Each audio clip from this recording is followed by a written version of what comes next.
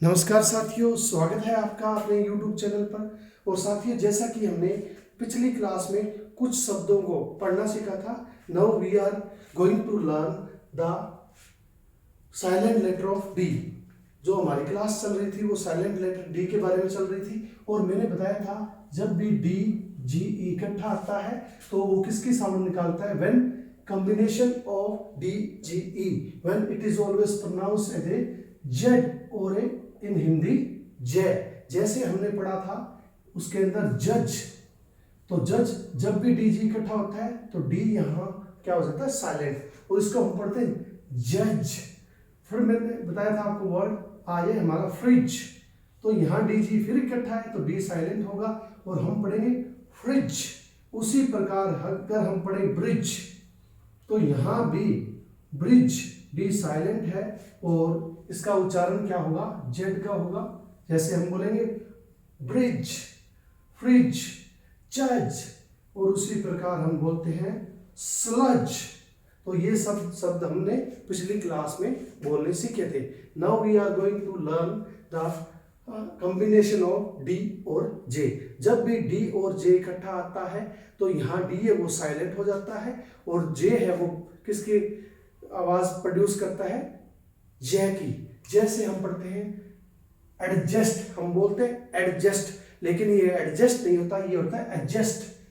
यानी कि ये जय बोलेंगे और डी क्या होगा? साइलेंट। क्या बोलेंगे? एडजस्ट।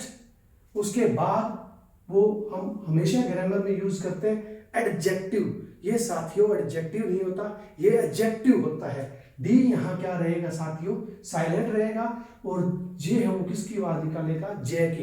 एडजस्टमेंट, एडजर्नमेंट, तो एडजर्नमेंट नहीं होता, एडजर्नमेंट होता है।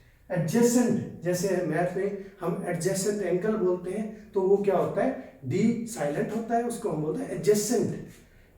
और लाइफ टाइम हम इस वर्ड का बहुत ज्यादा प्रयोग करते हैं कि आप एडजस्टमेंट कर लो, तो ये एडजस्टमेंट ना होकर एडजस्टमेंट होता है, क्योंकि फिर मैं बता रहा हूं डी साइलेंट होगा और जेड को हम क्या बोलेंगे?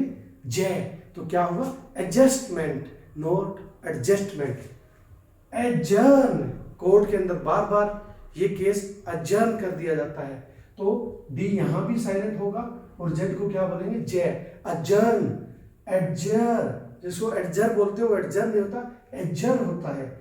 एडजॉइनिंग नहीं होता, एडजॉइनिंग होता है। तो साथियों ये कुछ शब्द थे जो जहां टी है वो क्या रहता है? हमेशा साइलेंट रहता है। Where T is never pronounced in the combination of D G E और डी जे।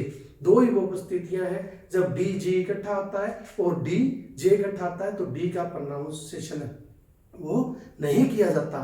तो साथियों ये एक अध्यापक के लिए बहुत सीखने जरूरी हो जाते हैं और जब भी अध्यापक पढ़ाता है तो उसका जो प्रोनाउंसिएशन है वो देखा जाता है और ये शब्द नियम उस अध्यापक को पता है तो इजीली वो उनको सही प्रोनाउंस करेगा। Most of the time in शब्दों को हम रॉन्ग प्रोनाउंसिएशन करते हैं। तो साथियों ये छोटी सी क्लास थी आपकी प्रोनाउंसिएशन के बारे में। Till then take care.